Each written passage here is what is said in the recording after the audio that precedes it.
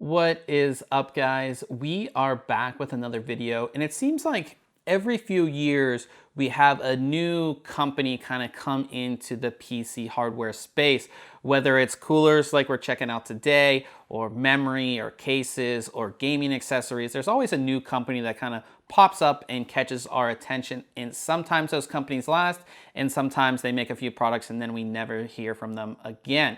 Now today we're checking out a new cooler from a new company called Iceberg Thermal.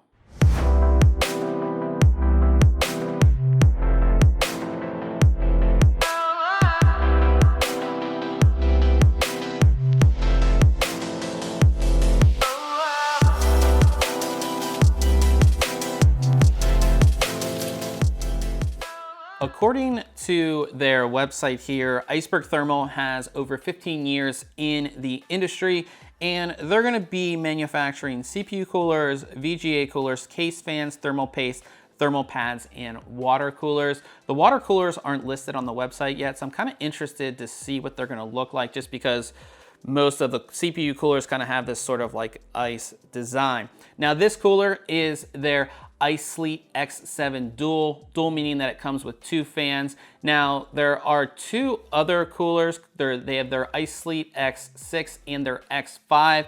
Those are single fan, and then they have their X9, which is made for Threadripper.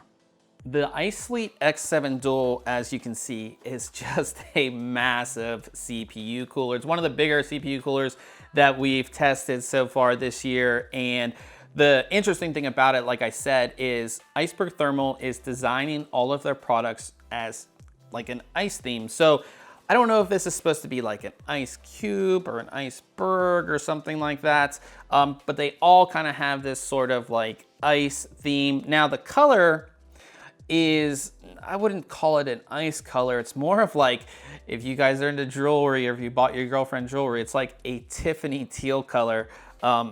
It's kind of interesting, but this is a big CPU cooler. I'll go ahead and list the actual dimensions below. Definitely something to keep in mind, you know, when you're building your system or you're looking at cases, because this is a big CPU cooler. Starting at the front of the cooler, you'll find a 120 millimeter RGB fan. Now this fan is going to spin between 500 and 1850 RPM, pushing 76 CFM of air with a static pressure of 2.8. Now for those wondering about the RGB, this cooler uses a 3-pin addressable RGB connection, but no controller is included. Now, if we look at the cooler from the side, there isn't a whole lot to see because we have this plastic shell. And the thing that I'm not a huge fan of about the plastic shell is that you can just see all of these lines. It's maybe it's just me, but I'm just not a fan of all of these lines throughout the cooler. It's just, I don't know. I just wish this was a single piece that you could kind of pull off. But again, not much to see on the side, very thick cooler. And then on the back, there's no fan, but we can actually see the heatsink. This is a dual tower cooler. So we have dual heatsink towers, which once we take all this off, you'll be able to see. Before we go ahead and disassemble the cooler, we can take a look at the top, which has the Iceberg Thermal logo on it. This logo is going to light up with RGB lighting when you have your system powered on. Now, to take the center fan out and disassemble the cooler, you'll have to remove the two side pieces, and then you can pull the top piece out, removing the fan in the process. With everything removed, we can see the center fan is actually a larger 140 millimeter fan.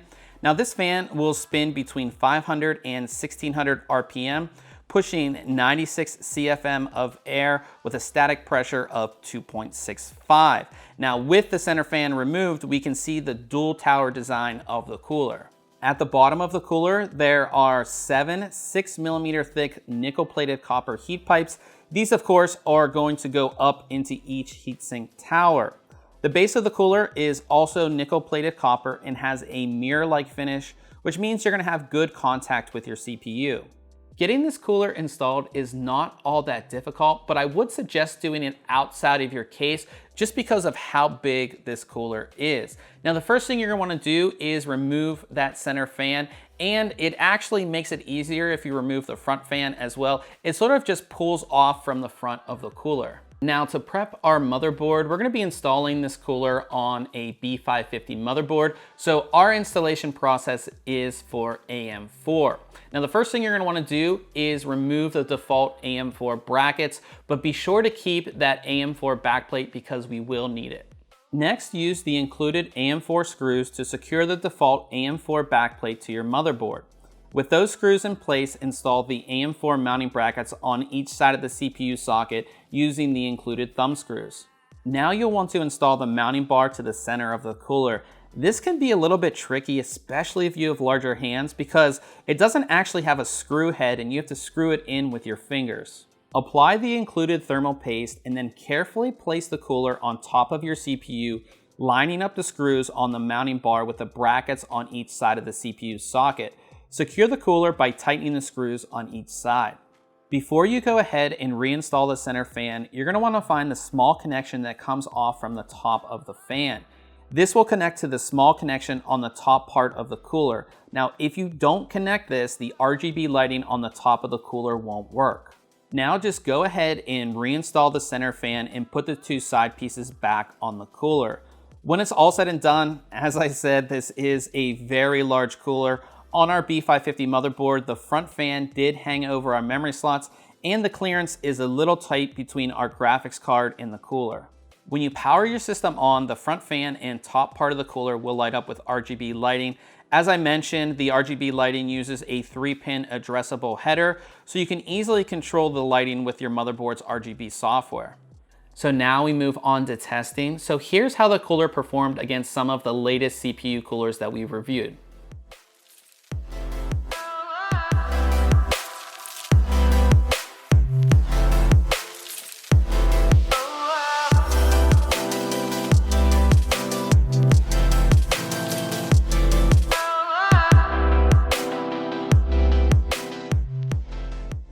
All right, so at the end of the day, I think Iceberg Thermal has a good CPU cooler in their IceSLEET X7 Dual. It's good, it's not great. It's, it's not horrible, but at the same time, it's not amazing, It just kind of sits in that middle area. And the question I kept on asking myself throughout this review process was, would I choose this over, say, like a Noctua or a high-end Cooler Master cooler? And the answer is no, I just wouldn't. Mainly because of installation, but also because of cooling. The installation of this cooler is just a lot. Especially for like a first-time builder, you're gonna have some issues with this. It also, it does overhang your memory. So if you went out and bought RGB memory, it's kind of pointless at that point. Just the installation is just a lot. And one thing I also don't like about this, which is, again, it's just me, but like because you have to take it apart and it's not just one piece that kind of comes up, which would have been nice, you have all these lines like all over the cooler. I'm not a fan of I'm just not a fan of it. But then also when it comes to cooling, this isn't the best or most amazing CPU cooler out there. It's good, it does a good job. If you put this on your CPU, you're gonna be happy with it, but it's not super amazing. And the problem is that this cooler comes in at around $95. So that puts it in the same range as a Noctua. And like the Deepcool AS500, which we previously reviewed, that is only 1 degree worse in the load testing, and it's easier to install, and it only has a single fan. So I think that Iceberg Thermal just needs to work a little bit more on the actual cooling. It is cool though. I mean, just like look at it. It looks like a big piece of a big block of ice. So I kind of like that. But if it was just down to performance and ease of installation, it's just not there yet. So those are things that they definitely need to work on. But again, like I said, I like it. And for like a first entry into this space, I think it's good. I really like that they're designing all of their products around this ice theme. It just makes them stand out, and it's something a little different. Now, if you have any questions about this cooler, go ahead and leave it in the comment section below. We'll also have listed in the description a link to our full written review, also a link where you can go ahead and pick this cooler up. Now, if you enjoyed this video, I would appreciate it if you hit that thumbs up And if you enjoy our tech content, go ahead and subscribe. We'll see you guys in the next video.